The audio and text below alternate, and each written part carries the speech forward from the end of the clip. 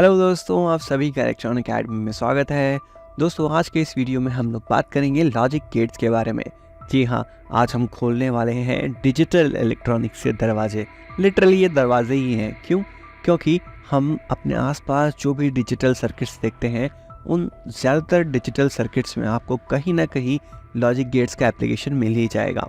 Electrical point of view से बात करें तो पीएलसी, वीएफडी और कई सारी ऑटोमेशन प्रोसेसेस में आपको लॉजिक गेट्स का इम्प्लीमेंटेशन देखने को मिलता है। तो आज की वीडियो में हम लोग 7 अलग अलग तरह के लॉजिक गेट्स को पढ़ेंगे, वो कैसे काम करते हैं, क्या उनका लॉजिक है वो समझेंगे, और हम कुछ एप्लीकेशंस देखेंगे, ऐसी एप्लीकेशंस इलेक्ट्रिकल सर्किट्स की जहाँ पे हम लोग लॉजिक गेट्स को इम्प्लीमेंट कर रहे हैं। तो अगर आप चैनल पर पहली बार आए हैं तो चैनल को सब्सक्राइब करना ना भूलें और वीडियो को लाइक ज़रूर करें। आपके लाइक्स से हमें मोटिवेशन मिलता है, आपके कमेंट से हमें पता चलता है कि हमें कहाँ इम्प्रूवमेंट करनी है, क्या क्या नए टॉपिक लाने हैं। तो कमेंट्स, लाइक और चैनल सब्सक्राइब करना ना भूलें। चलिए बिना किसी देरी की वीडियो को शुरू करते हैं।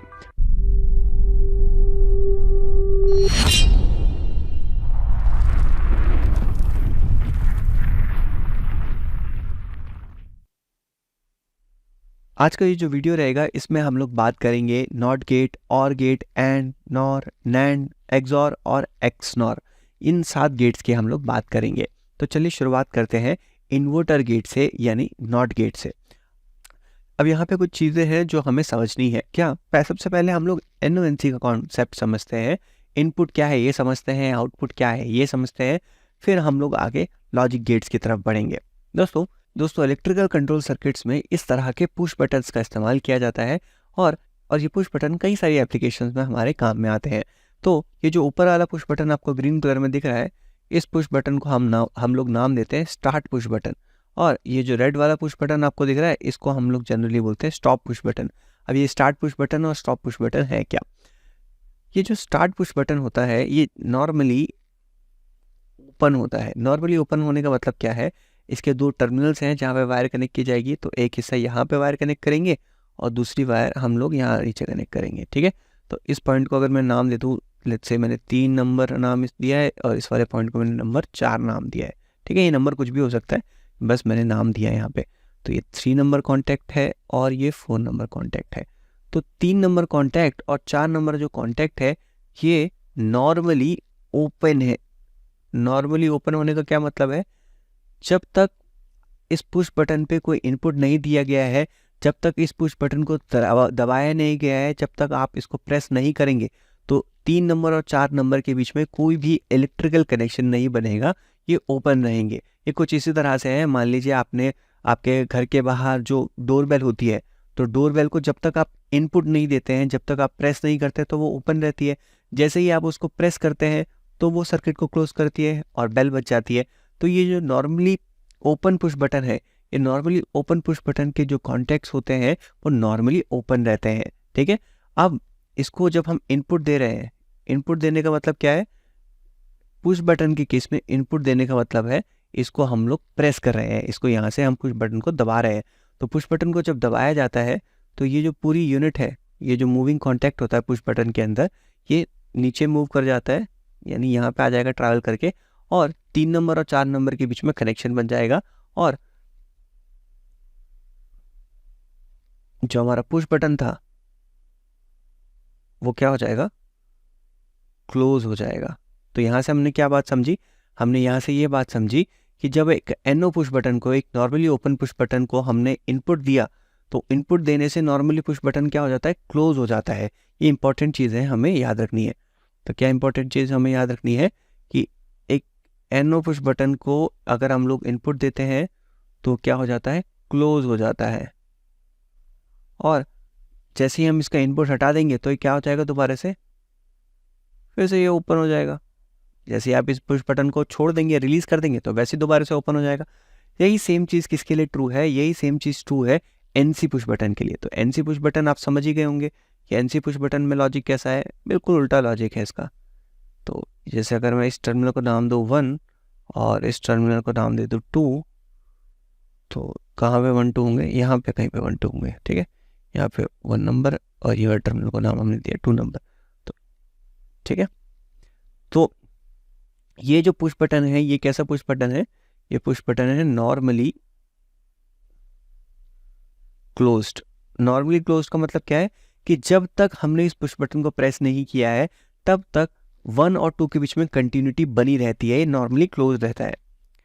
पर जैसे ही आप इस पुश बटन को प्रेस करेंगे, जैसे ही हम इस पुश बटन को प्रेस करेंगे तो क्या होगा, जब एक नॉर्मली क्लोज बटन को प्रेस किया जाता है, प्रेस करने का मतलब क्या है, हम यहाँ पे इसको इनपुट दे रहे हैं, इस पुश बटन को इनपुट दे रहे हैं। तो जब हम इस पुश बटन को प्रेस कर रहे हैं तो इसका मतलब है कि हम इसमें इनपुट दे रहे हैं। तो जब ये इनपुट एक एनसी कॉन्टैक्ट को यानी नॉर्मली क्लोज पुश बटन को दिया जाएगा तो ये नॉर्मली क्लोज पुश बटन क्या हो जाएगा, ओपन हो जाएगा। तो यहाँ से हमने क्या समझा, यहाँ से हमने ये समझा कि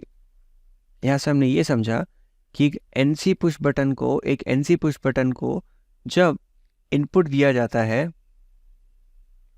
यानी इस एनसी पुश बटन को जब प्रेस किया जाएगा तो ये क्या हो जाता है, ओपन हो जाता है। और जब आप इसका इनपुट हटा देंगे तो ये क्या हो जाएगा, ये क्लोज हो जाएगा।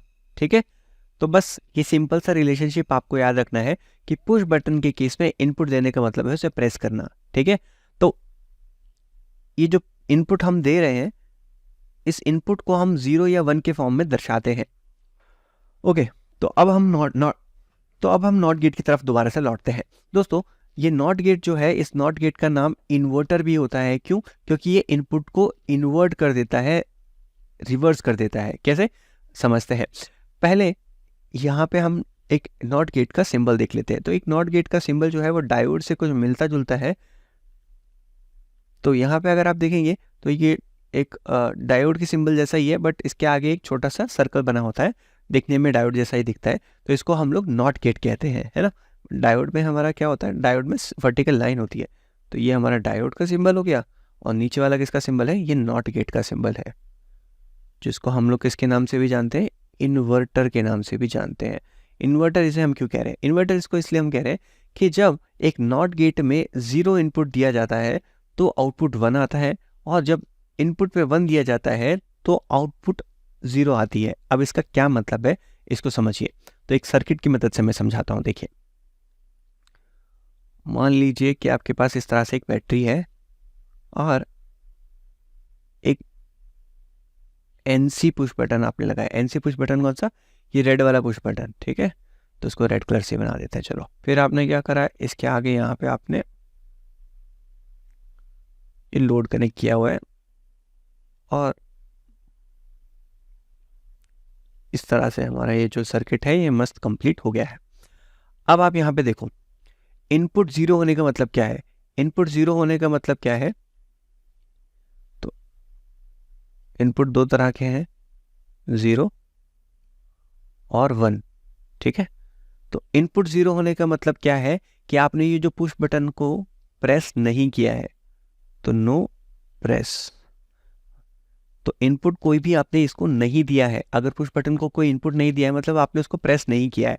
और इनपुट 1 देने का मतलब क्या है कि आपने इस पुश बटन को कुछ इनपुट दिया है, यानी आपने इसको क्या किया है, प्रेस किया है। तो जब आप इस पुश बटन को इनपुट दे रहे हैं उसको हम 0 1 के फॉर्म में दिखा रहे हैं। ध्यान दीजिएगा, हम लॉजिक को समझ रहे हैं। इस लॉजिक को डिजिटल सर्किट्स में अलग तरह से अचीव किया जा सकता है। मैं बस आपको ये बता रहा हूँ कि एक इन्वर्टर गेट अगर मुझे एक इलेक्ट्रिकल सर्किट में अप्लाई करना है तो कैसे हम इम्प्लीमेंट करते हैं। तो ये जो इनपुट है उस इनपुट के करस्पॉन्डिंग एक आउटपुट जनरेट हो रही है। वो कैसे जनरेट हो रही है उसको हम समझने का प्रयास कर रहे हैं। तो यहाँ पे हमारे जो इनपुट डिवाइस है वो कौन है, पुश बटन हमारा एक इनपुट डिवाइस है। ठीक है, आप इस पुश बटन को इनपुट देने से आउटपुट कैसे चेंज हो रही है नहीं हो रही है इसको समझने का प्रयास कीजिए।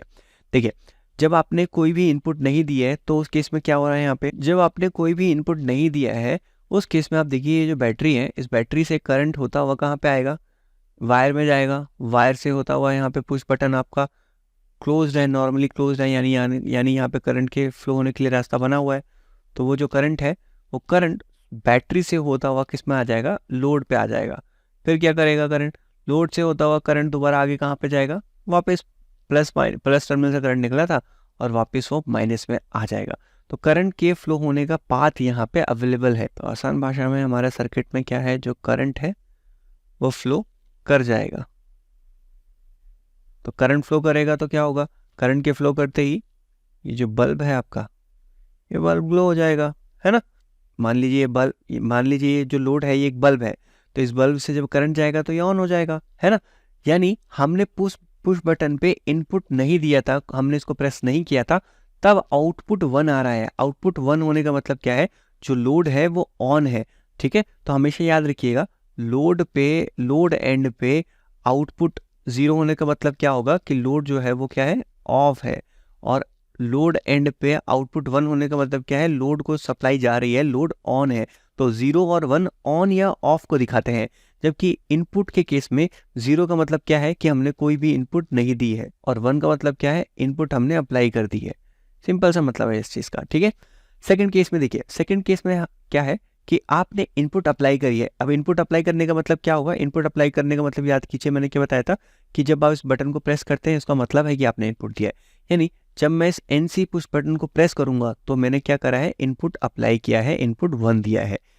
तो यहाँ पे हमने इनपुट, जब हम एक NC पुश बटन को देते हैं तो क्या हो जाता है, ओपन हो जाता है। तो जैसे ही हम इस पुश बटन को प्रेस करेंगे तो ये सर्किट ओपन हो जाएगा। सर्किट ओपन होने का मतलब क्या है, ये जो करंट के फ्लो होने का रास्ता यहाँ पे पहले अवेलेबल था वो रास्ता क्या हो जाएगा, हट जाएगा। तो जैसे ही आप इस पुश बटन को प्रेस करेंगे तो ये नीचे की तरफ थोड़ा मूव हो जाता है। तो करंट के फ्लो होने के लिए पहले जो रास्ता था, अब करंट के फ्लो होने के लिए कोई भी रास्ता नहीं है। तो जब करंट के फ्लो होने का रास्ता ही नहीं है तो क्या होगा, तो हमारे सर्किट में करंट फ्लो ही नहीं कर पाएगा। तो ये जो पहले रास्ता था करंट के फ्लो होने के लिए, वो रास्ता हटा दिया गया है। और जैसे ही करंट के फ्लो होने का रास्ता बंद हो जाएगा तो उस केस में ये जो लोड है, ये लोड भी क्या हो जाएगा, ऑफ हो जाएगा, ठीक है। अगर बल्ब है तो बल्ब है तो ऑफ हो जाएगा, मोटर है तो नहीं चलेगी, ठीक है।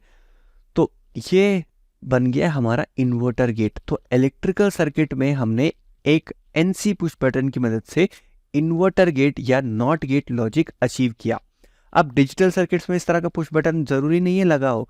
डिजिटल सर्किट्स में अगर आपको इन्वर्टर गेट बनाना है तो वो IC की मदद से या ट्रांजिस्टर की मदद से बनाया जाता है, ठीक है। तो अलग अलग एप्लीकेशन में हम ये जो लॉजिक गेट्स हैं अलग अलग तरह के डिवाइसेस से बना सकते हैं। हमारा मतलब बस ये है कि जब हम इन्वर्टर गेट की बात कर रहे हैं तो हमारी जो इनपुट है वो इन्वर्ट हो जानी चाहिए, रिवर्स हो जानी चाहिए, ठीक है। नेक्स्ट हम बात करते हैं एंड गेट की। दोस्तों एंड गेट का मतलब क्या है, इसको हम लोग लॉजिकल मल्टीप्लिकेशन भी कहते हैं। एंड गेट को क्या कहा जाता है, लॉजिकल मल्टीप्लिकेशन। मतलब अगर हमें दो इनपुट दिए गए हैं और उनको अगर हम मल्टीप्लाई कर दें, उस मल्टीप्लिकेशन से जो आउटपुट आएगा वो हमारा एंड गेट का आउटपुट होता है।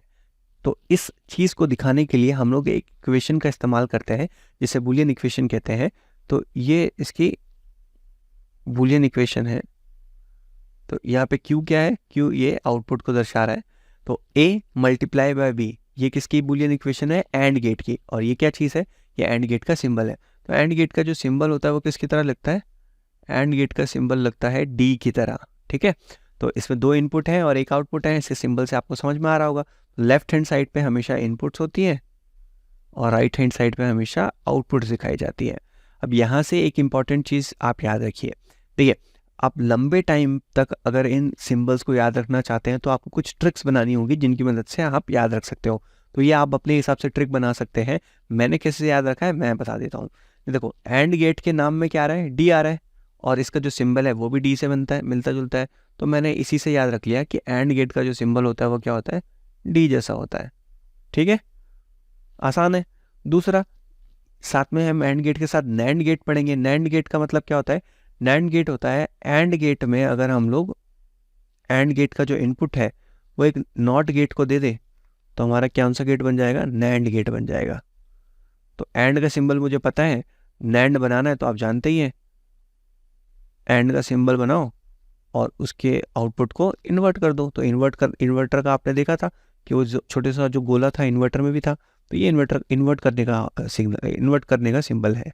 ये वाला जो छोटा सा गोला है ये इन्वर्ट करने का सिंबल है, बस, ठीक है।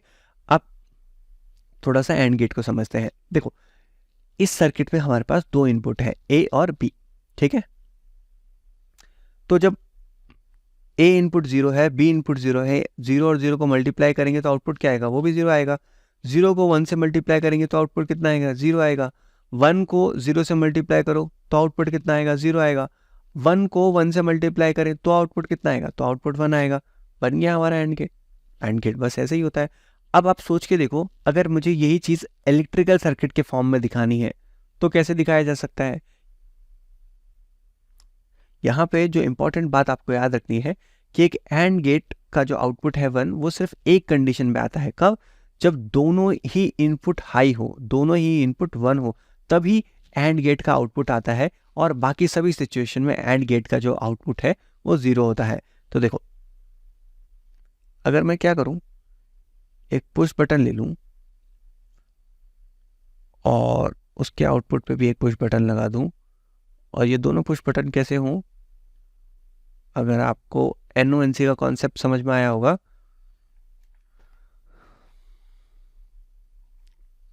अगर आपने NONC का कॉन्सेप्ट को समझ लिया है तो ये आपके लिए बहुत आसान होने वाला है। ठीक है, तो मैंने 2 NO पुश बटन लिए और इसकी आउटपुट किस में दे दी, एक लोड में दे दी। लोड हमारा कुछ भी हो सकता है। यहाँ पे मान लीजिए मैंने बल्ब लगाया है और यहाँ पे हमारे पास एक सोर्स है या एक बैटरी है। ठीक है, अब यहाँ पे आप देखो, इस पहले पुश बटन को मैंने नाम दे दिया इनपुट A और दूसरे पुश बटन को नाम मैंने दे दिया इनपुट B। ठीक, अब पहला केस देखो, इनपुट A 0, इनपुट B भी 0। तो A इनपुट पे 0 होने का मतलब क्या है कि इस पुश बटन को आपने प्रेस नहीं किया है। ऐसे ही B इनपुट 0 होने का मतलब क्या है कि सेकंड जो पुश बटन है वो भी, उस पर भी कोई भी इनपुट नहीं दिया गया है। जब तक आप इन दोनों बटन को प्रेस नहीं करोगे तो करंट के फ्लो होने का रास्ता ही नहीं है। करंट जाएगा कैसे आगे, तो करंट के पास रास्ता ही नहीं है, इसलिए हमारा जो आउटपुट है वो 0 है। सेकंड केस में आप देखो, सेकंड केस में वो बोल रहा है A की इनपुट 0 है, यानी A को आपने प्रेस नहीं करा है, पर B की इनपुट 1 है। तो B की इनपुट 1 है का मतलब क्या है कि यहाँ पे आपने इस पुश बटन को प्रेस कर दिया। इस पुश बटन को आप प्रेस कर दोगे तो क्या होगा, यहाँ पे आगे रास्ता मिल जाएगा। पर जब A ही ऑफ है तो B को आप बंद करो या चालू करो कोई फर्क ही नहीं पड़ेगा। क्यों? क्योंकि A से आगे करंट जाने का रास्ता नहीं था, तो इसीलिए आउटपुट हमारी 0 आई। तीसरे केस में देखो, तीसरा केस इसका उल्टा है बिल्कुल।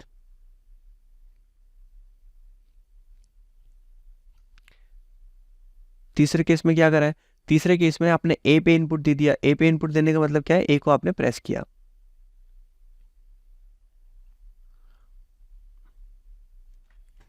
और B पे जो है कोई भी इनपुट नहीं है, B पे कोई भी इनपुट नहीं है, इसका मतलब है B ऑफ है आपका। अब A आप बंद भी कर दो और B ओपन ही रहेगा तो भी अगेन लोड के पास कोई करंट नहीं जा सकता, तो लोड तब भी ऑफ रहेगा। तीसरा केस देखो, अब तीसरे केस में A ऑन है, यानी A को इनपुट दिया गया है, A को प्रेस करके रखा गया है, और B भी ऑन है, यानी B को भी आपने प्रेस कर दिया। B को जब आप प्रेस कर देंगे तो क्या होगा, यहाँ पे ये वाला रास्ता भी बंद हो जाएगा। अब करंट के पास फ्लो होने का रास्ता आ चुका है। कैसे आ चुका है, चलो देखते हैं। करंट बैटरी से होता हुआ यहाँ से इस स्विच से पास हो जाएगा, दूसरे स्विच से भी उसको रास्ता मिल गया है, तो यहाँ से भी करंट आपका पास हो जाएगा, और पास होता होता कहाँ पे जाएगा, लोड पे जाएगा। जैसे ही करंट लोड पे गया, अगर ये बल्ब होगा तो क्या करने लग जाएगा, ग्लो करेगा। बाकी बस करंट के पास आगे का रास्ता भी साफ है, तो हो गया हमारे सर्किट में करंट पास। ये बन गया हमारा लॉजिक गेट। कौन सा? AND gate. आसान है ना, बहुत आसान है। दूसरा केस नैंड गेट समझते हैं। नैंड गेट मैंने जैसा आपको बताया कि एंड गेट का जो आउटपुट है उसको हम एक नॉट गेट को दे देते हैं तो हमारा नैंड गेट बन जाता है। यानी एंड गेट के आउटपुट को हमें इन्वर्ट कर देना है, तो जो आउटपुट आएगी वो बनेगी नैंड गेट की आउटपुट। दोस्तों यहाँ पे जो टेबल 01 की हमने बनाई है, इस टेबल को बोला जाता है ट्रुथ टेबल।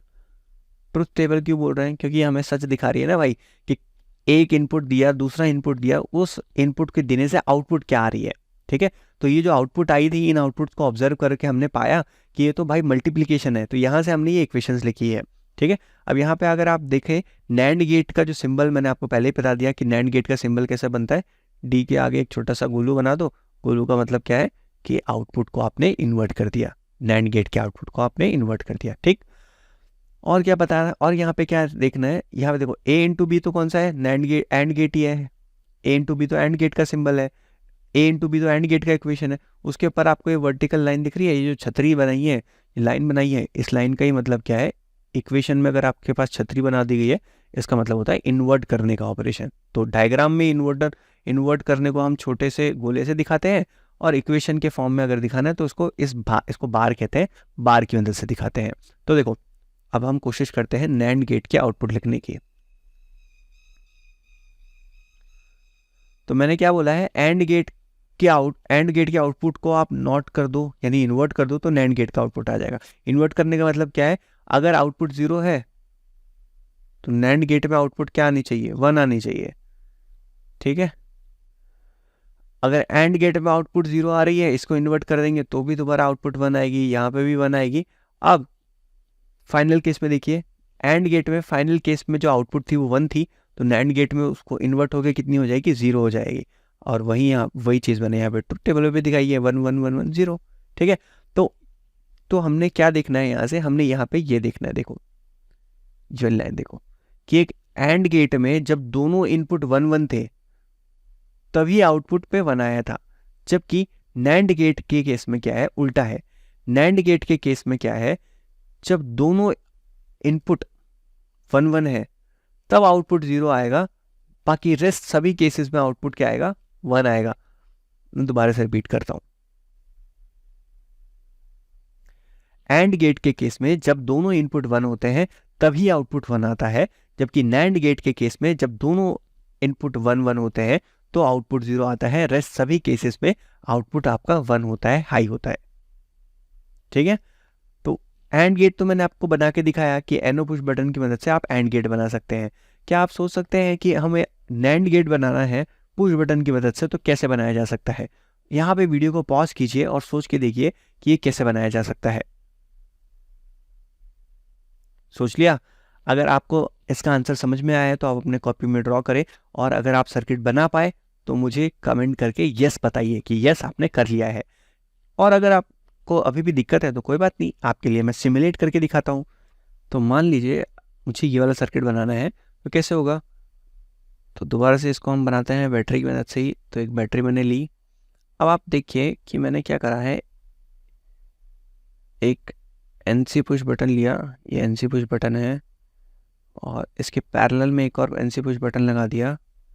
इन दोनों की जो आउटपुट है मैंने जोड़ दी एक लैंप पे या लोड पे, और ये मैंने कनेक्ट कर दिया बैटरी के नेगेटिव टर्मिनल को। अब इस सर्किट को समझिए। तो पुश बटन को हम रेड से दिखा देते हैं, क्यों कि एनसी पुश बटन है, रेड से दिखाते हैं, वही दिखा दिया। ज़रूरी नहीं है रेड से दिखाना, मैं बस अंडरस्टैंडिंग के लिए बना रहा हूँ यहाँ पे। ठीक है, अब यहाँ पे देखो, इनपुट 0 0 होने का मतलब है कि अगर मान लीजिए ये आपका पुश बटन ए है, यानी इनपुट नंबर ए है, ये इनपुट नंबर बी है, तो दोनों पे आपने कोई भी इनपुट नहीं दी है। कोई भी इनपुट ना देने के केस में आउटपुट 1 आ रही है। कैसा हो रहा है ऐसे, यहाँ पे देखो आप,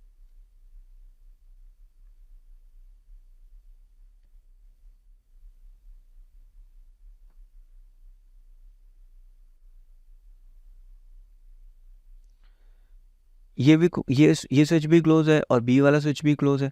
तो करंट के पास दो रास्ते हैं जाने के लिए, एक आधा करंट यहाँ से जाएगा, दूसरा करंट यहाँ से जाएगा। अल्टीमेटली करंट ए और बी दोनों स्विचेस से होता हुआ कहाँ पे जा रहा है, लोड के पास जा रहा है।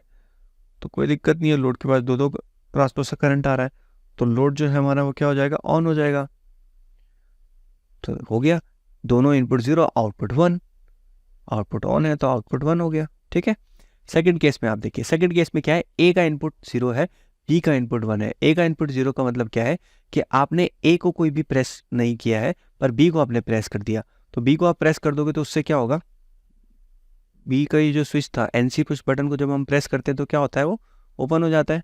तो यहाँ पे करंट के जाने का रास्ता हट गया। पर फिर भी अगर आप देखोगे यहाँ पे,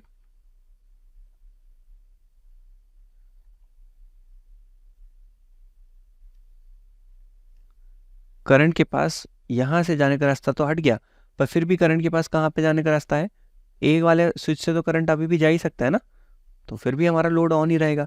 तो ए इनपुट 0 है, बी इनपुट 1 है, तब भी आउटपुट आ रही है, 1 है, ऑन है। थर्ड केस देखो आप, थर्ड केस में क्या है, थर्ड केस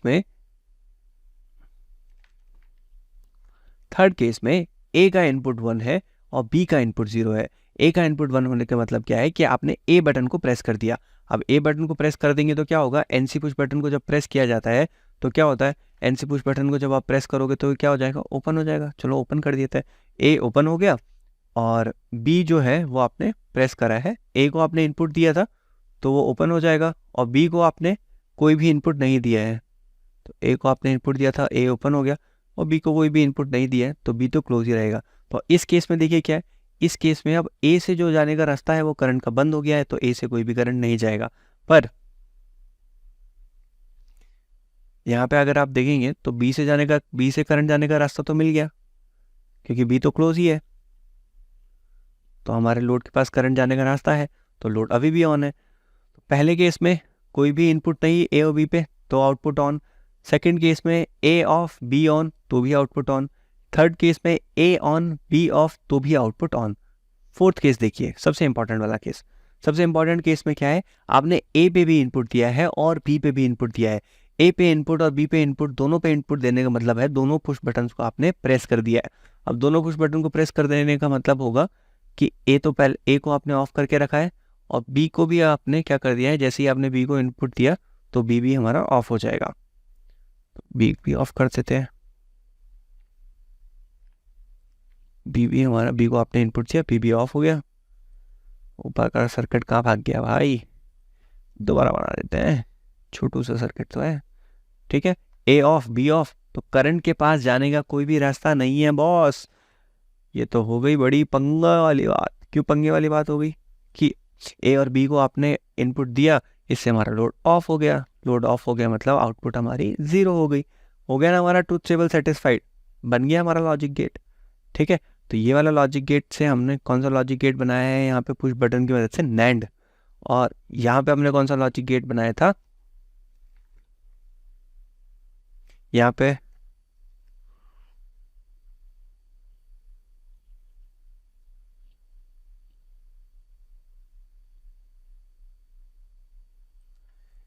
हमने कौन सा गेट लॉजिक, यहाँ पे हमने कौन सा लॉजिक गेट बनाया, यहाँ पे हमने लॉजिक गेट बनाया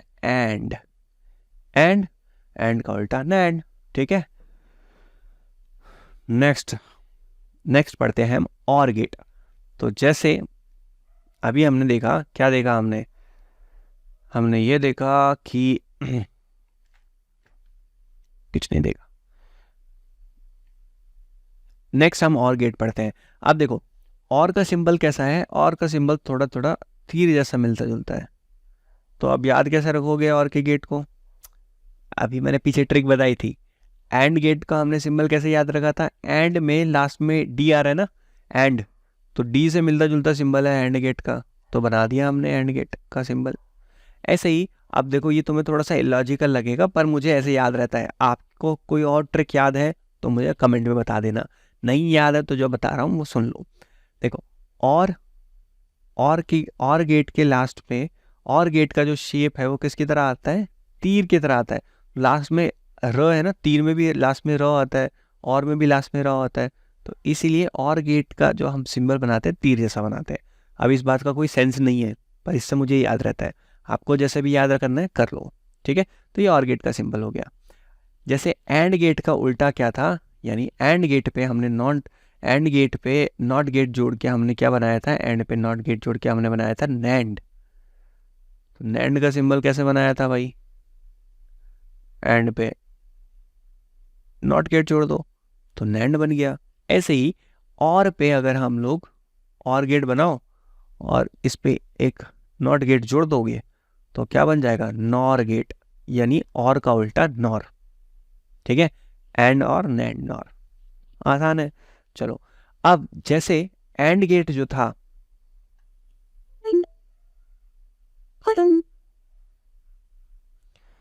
जैसे दोस्तों एंड गेट जो था हमने पीछे देखा था, उसका इक्वेशन क्या था, एंड गेट का इक्वेशन आप सभी जानते हैं।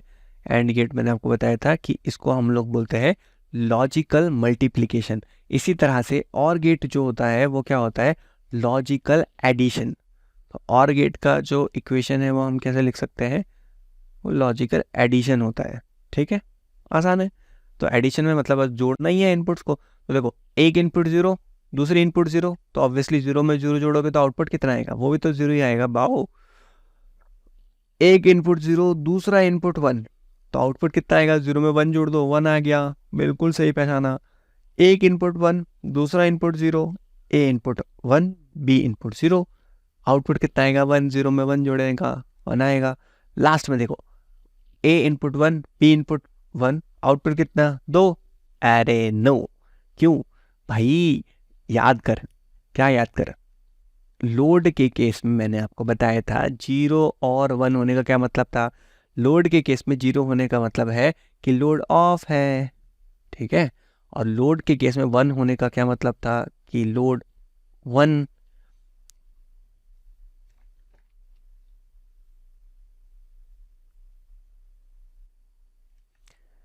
भाई याद करो, आउटपुट के केस में 0 और 1 का क्या मतलब था, याद आ रहा है कुछ?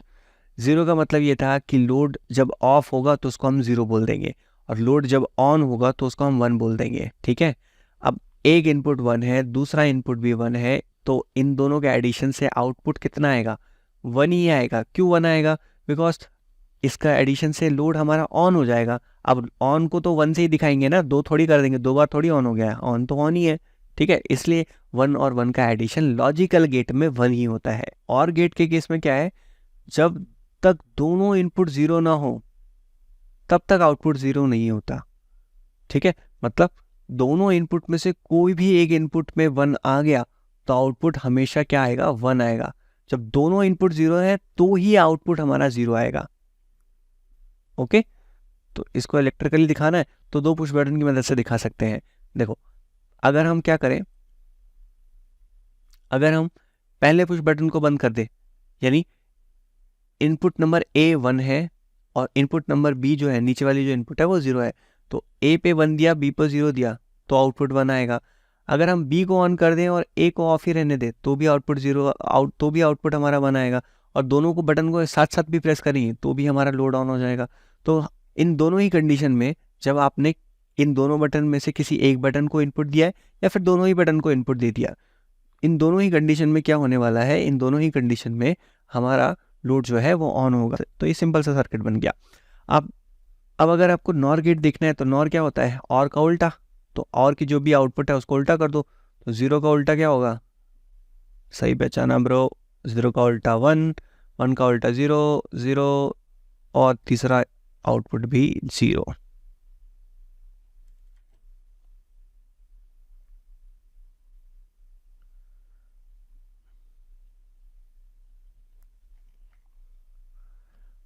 वन, 0, 0 और 0। तो ये हो गया हमारा क्या, ये हमने लिख दिया नॉर गेट का आउटपुट।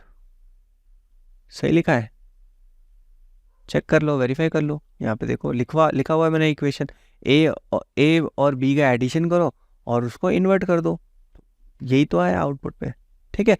तो 0, 0 जब नॉट गेट पे जब दोनों इनपुट 0 होते हैं तो आउटपुट पे 1 आता है, बाकी सभी कंडीशन पे आउटपुट पे क्या है? 0 आएगा। यहाँ पे क्या था? और गेट में जब किसी भी एक इनपुट पे 1 आ जाएगा तो हमारा आउटपुट 1 आ जाएगा और गेट में। और जब दोनों इनपुट 0 होंगे तो ही आउटपुट हमारा 0 होगा। यहाँ पे और गेट में, नॉर गेट में इसका उल्टा हो गया, ठीक है। इसके बाद आखिरी के 2 गेट हम पढ़ लेते हैं, एक्स और एक्स नॉर। एक्स और का मतलब होता है एक्सक्लूसिव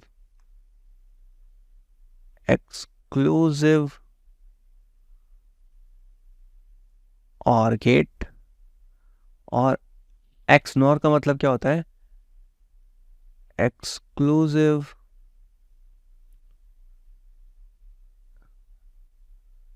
नॉर गेट, ठीक है। तो ये एक्सक्लूसिव और एक्सक्लूसिव नॉर का मतलब क्या है? तो सबसे पहले हम सिंबल देखते हैं इसका। देखो, एक्सक्लूसिव और का सिंबल जो है वो और से मिलता जुलता ही है। तो और का सिंबल कैसा था? और, तो लास्ट में क्या आना चाहिए? तीर बना दो, और इस तीर से पहले एक छोटी सी हम क्या बनाते हैं? लाइन बना देते हैं इसके इनपुट साइड पे। तो ये क्या है? एक्सक्लूसिव और का सिंबल है। और नॉर बनाना है तो एक्सक्लूसिव नॉर बनाने के लिए पहले एक्सक्लूसिव और बनाओ, और इसकी आउटपुट को क्या कर देंगे भैया? इसकी आउटपुट को इन्वर्ट कर देंगे तो एक्सक्लूसिव नॉर बन गया, ठीक है। इस एक्सॉर की अगर जो हम लोग इक्वेशन की बात करें तो एक्सॉर की जो इक्वेशन होती है वो इक्वेशन कैसी होती है? एक्सॉर की इक्वेशन है a × बी बार प्लस में a bar multiply by B. ठीक है, अब इसको देख के घबराना नहीं है। ए का मतलब तो आप समझ गए, ए का इनपुट जो भी है वैल्यू है। बी बार का मतलब क्या है, बी का जो भी इनपुट दिया है उसको हमें क्या कर देना है, इन्वर्ट कर देना है। ठीक है, तो अगर मैं यहाँ पे लिखता हूँ ए की वैल्यू हमें ऑलरेडी दी गई है, क्या है 0 0 1 1। ठीक है, बी की वैल्यू क्या है, बी की वैल्यू है 0 1 0 1। तो तीसरा हमें क्या चाहिए, बी बार चाहिए।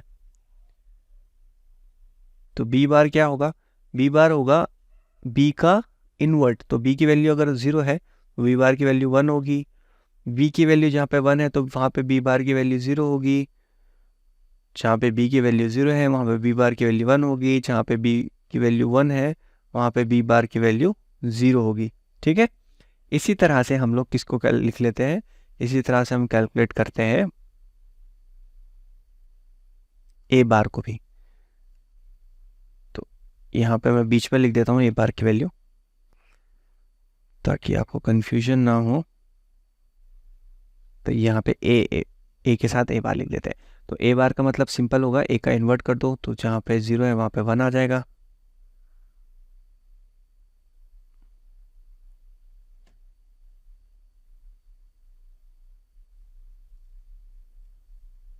जहाँ पे 1 है वहाँ पे ए बार क्या हो जाएगा, 0 हो जाएगा। तो ये हमारी वैल्यूज हो गई ए बार बी बार की।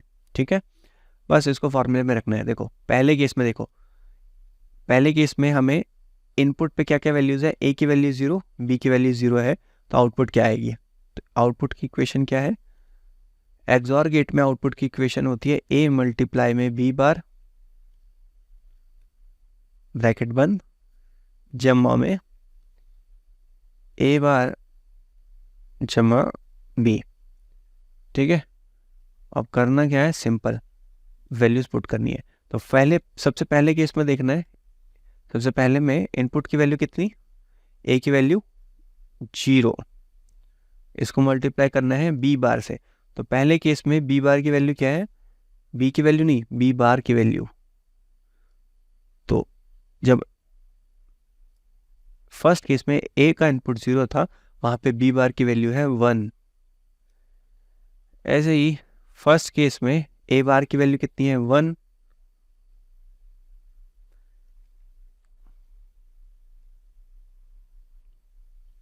ये फॉर्मूला मैंने ऊपर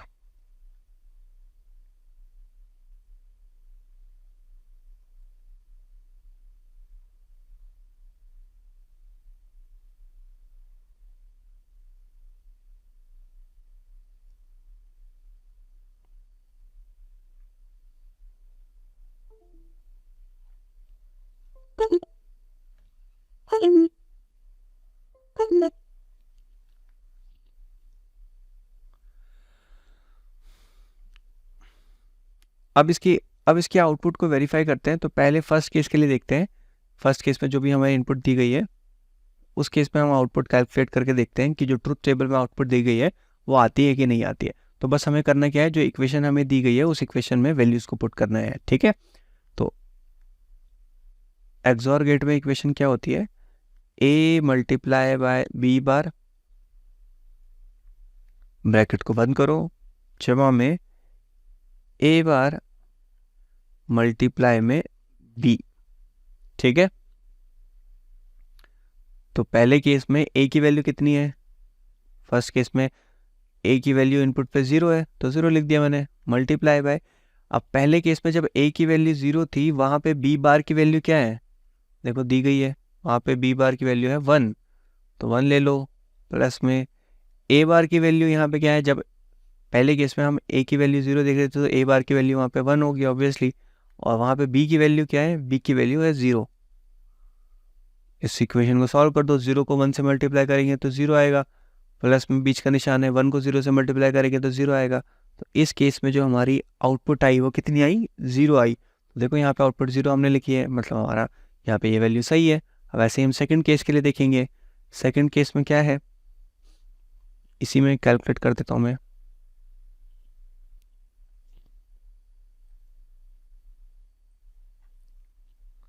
सेकंड केस में देखते हैं, चलिए। तो सेकंड केस में ए का वैल्यू 0, तो यहाँ पे सेकंड केस की वैल्यू मैं नीचे लिख देता हूँ। चलिए, ए की वैल्यू 0, बी बार की वैल्यू, सेकंड केस में बी बार की वैल्यू क्या है, ए की वैल्यू तो 0 है, बी बार की वैल्यू कितनी है, सेकंड केस में बी बार की वैल्यू भी 0 है। चलो, बीच में प्लस का निशान आ गया।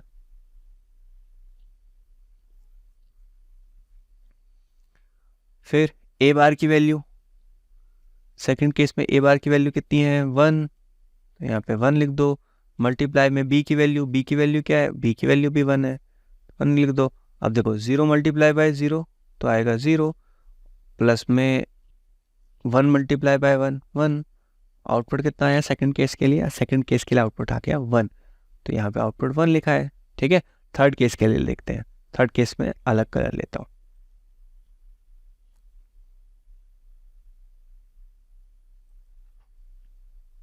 थर्ड केस ये वाला, जब ए की वैल्यू 1 और बी की वैल्यू 0, यहाँ पे देख क्या आता है, तो यही सेम इक्वेशन ले लेते हैं, है ना।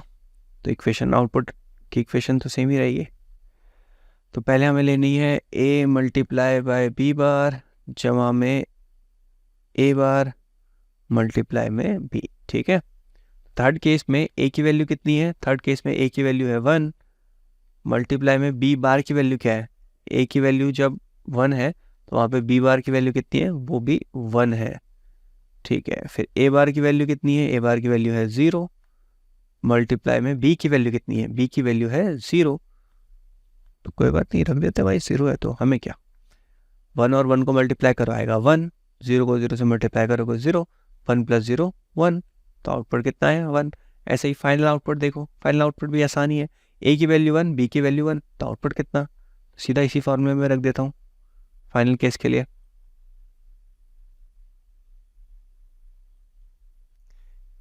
इसी के सामने कैलकुलेट कर देते हैं यार। तो ए की वैल्यू 1 मल्टीप्लाई में बी बार की वैल्यू, बी बार की वैल्यू देखो फाइनल केस में क्या है, ए की वैल्यू 1 तो बी बार की वैल्यू है 0, तो 0 रख दो, ब्रैकेट क्लोज करो। फिर सेकंड ब्रैकेट में ए बार की वैल्यू, ए बार की वैल्यू कितनी है 0, तो 0 रख देते हैं वही, मल्टीप्लाई बाय बी, बी की वैल्यू कितनी 1, तो रख दो 1, तो कितना आएगी यहाँ से value, 1 multiply by 0 0, 0 multiply by 1 0, output आया 0, तो हमारा आउटपुट आ गया 0। तो यहाँ पे हमने एक्सोर गेट की सभी आउटपुट्स को कैलकुलेट किया और हमने इक्वेशन से वेरीफाई किया, तो हमारा रिजल्ट सही आ रहा है। अब जैसे यहाँ पे आप देखो एक्सनॉर गेट, एक्सनॉर गेट का क्या मतलब है, एक्सनॉर गेट में एक्सोर गेट की जो आउटपुट है उसको हम इन्वर्ट कर देते हैं, नॉट गेट से ऐड कर देते हैं, तो हमारा जो आउटपुट आता है वो क्या आ जाता है, एक्सनॉर आ जाता है। एक्सनॉर गेट में हम लोग क्या कर रहे हैं, और गेट की जो इनपुट है वो किसको दे रहे हैं, नॉर गेट। एक्सनॉर गेट में हम क्या कर रहे हैं, एक्सोर गेट की जो आउटपुट है वो किसको दे रहे हैं, नॉट गेट को दे रहे हैं। तो फिर हम एक्सनॉर गेट में हमें क्या करना है, एक्सनॉर गेट सिंपल क्या करता है, जो एक्सोर गेट था उस एक्सोर गेट के आउटपुट को इन्वर्ट कर देता है, सिंपल सा। ठीक है, तो देखो इन्वर्ट करने का मतलब है, यहाँ से हम थोड़ी सी जगह बना लेते हैं। तो यहाँ पे अगर मुझे एक्सनॉर की अगर आउटपुट लिखनी है तो एक तरीका तो क्या है, जैसे मैंने अभी यहाँ पे एक्सोर गेट के लिए हर एक इनपुट पे, अलग अलग इनपुट पे हर एक आउटपुट वैल्यू को चेक किया, आप वैसे चेक करो, आप देखो ये वैल्यू आ रही है कि नहीं आ रही है। ये दूसरा लॉजिक से काम करो ना यार, इसकी इक्वेशन में हमें बताया ही है मैंने आपको, क्या है कि जो ये जो वैल्यू है ये तो क्या वैल्यू है, ये तो एक्सोर की वैल्यू है, एक्सोर का आउटपुट है। एक्सोर के आउटपुट को हमने क्या कर दिया है, बार कर दिया है, बार का मतलब इन्वर्ट कर दिया है। तो एक्सोर की जो आउटपुट है उसको इन्वर्ट कर दो तो भी आपको एक्सनॉर का रिजल्ट मिल जाएगा। तो करके देखते हैं, 0 का इन्वर्ट आएगा 1, 1 का इन्वर्ट 0, फिर से थर्ड केस में भी हमारा 0 और चौथे केस में 1, ये देखो आउटपुट आई है। तो आप क्या कर सकते हैं, आप अलग अलग वैल्यू को रख के यहाँ पे आउटपुट की वैल्यू को वेरीफाई करिए, अलग अलग इनपुट के लिए क्या आउटपुट हमारी सही आई है या नहीं। तो यहाँ हमने डिस्कशन खत्म किया है अलग अलग लॉजिक गेट्स का। कौन कौन से लॉजिक गेट पढ़े हमने, नॉट गेट पढ़ा, फिर हमने एंड गेट पढ़ा, नैंड गेट पढ़ा, फिर हमने और गेट पढ़ा, फिर नॉर गेट पढ़ा, फिर हमने एक्सक्लूसिव और पढ़ा, और फिर लास्ट में हमने एक्सक्लूसिव नॉर गेट पढ़ा। एक एडिशनल इन्फॉर्मेशन मैं आपको देना चाहता हूँ कि दो लॉजिक गेट्स नैंड और नॉर, ये ऐसे लॉजिक गेट्स हैं जिनकी मदद से आप कोई भी गेट बना सकते हैं। यानी नैंड और नॉर को हम लोग यूनिवर्सल गेट्स कहते हैं। तो मैं एक एग्जांपल आपको दे देता हूँ। जैसे अगर हमें नैंड गेट की मदद से क्या बनाना है, एंड गेट बनाना है, तो कैसे बनाएंगे? तो मैंने शुरुआत में भी बताया नैंड गेट कैसे बनता है। नैंड गेट का सिंबल जो है, एंड को इन्वर्ट कर दो तो नैंड बन जाएगा, तो ये नैंड गेट का सिंबल है, ठीक है। तो अब इस एंड गेट का ही इस्तेमाल करके अगर आपको नैंड गेट बनाना हो तो कैसे बनाएंगे? देखिए, यहाँ पे हमने 2 नैंड गेट का इस्तेमाल करना है। पहले ये वाला नैंड गेट है और दूसरा ये वाला नैंड गेट है, ठीक। अब अगर आप देखो कि पहले केस में हमने क्या करा है, पहले नैंड गेट में ए और बी इनपुट दिया है, तो नैंड गेट क्या करता है, इनपुट्स को मल्टीप्लाई करके आउटपुट को इन्वर्ट कर देता है। तो ए और बी का मल्टीप्लाई को इन्वर्ट कर दिया, तो ये तो पहले नैंड गेट की आउटपुट हुई। ए और बी पे जो भी हमने इनपुट दिया था उस इनपुट को हमने इन्वर्ट कर दिया, तो यहाँ पे फर्स्ट नैंड गेट की आउटपुट आई। इस आउटपुट को हमने एज अ इनपुट दिया है किसके लिए, सेकंड गेट के इनपुट जा रही है। तो इससे क्या होगा, इससे ए बी बार को मल्टीप्लाई करेगा A B bar, NAND gate यही करता था ना, और ये जो दोनों इनपुट हैं इन दोनों को वो क्या कर देगा, इन्वर्ट कर देगा। नैंड गेट यही तो करता है ना, जो इनपुट आती है उसको इन्वर्ट कर देता है। तो ऐसा करने से होगा क्या, ऐसा करने से अब देखो ए बी को ए बी से मल्टीप्लाई करेंगे तो ए बी ही आएगा। लॉजिक गेट पे हमने क्या समझा था, पीछे मैंने आपको बताया था, को 1 से मल्टीप्लाई करेंगे तो 1 ही आएगा, 0 को 0 से मल्टीप्लाई करोगे तो 0 ही आएगा। तो इसी तरह से अगर आप ए बी को ए बी से मल्टीप्लाई करेंगे तो ए बी ही आएगा। तो और ए बी बार को अगर ए बी बार से मल्टीप्लाई करते हैं तो ए बी बार ही आता है। और अगर मान लीजिए ए बी बार आया और ए बी बार का ए बी बार यानी ए बी बार का इन्वर्ट जो होता है वो ए बी ही होता है। तो यहाँ से हमारा नैंड गेट का जो आउटपुट आया, सेकंड नैंड गेट का जो आउटपुट आया वो क्या आ गया, ए बी आ गया। यानी 2 नैंड गेट का इस्तेमाल करके हमने क्या बना दिया, एक एंड गेट बना दिया। इसी तरह से आप और नॉर, एक्सक्लूसिव नॉर, बफर, सभी तरह के सर्किट बना सकते हैं। तो मैं उम्मीद करता हूँ आज का ये जो वीडियो है, ये वीडियो आपको पसंद आया होगा। इसमें हमने जो भी लॉजिक गेट्स की बात की वो आपको समझ में आए होंगे, जो प्रैक्टिकल सर्किट्स मैंने आपको बना के दिखाए वो आपको समझ में आए होंगे। अगर आपका कोई डाउट, क्वेरी है तो भाई कमेंट करके बता दो, कोशिश करेंगे आपके सवालों का जवाब देने की। और भाई अगर अभी तक आपने झेल लिया है इस वीडियो को तो लाइक करके ज़रूर जाना यार, दोस्तों के साथ शेयर करो, सब्सक्राइब करो, और मिलते हैं कहाँ, अगले वीडियो में। तब तक के लिए bye bye and take care.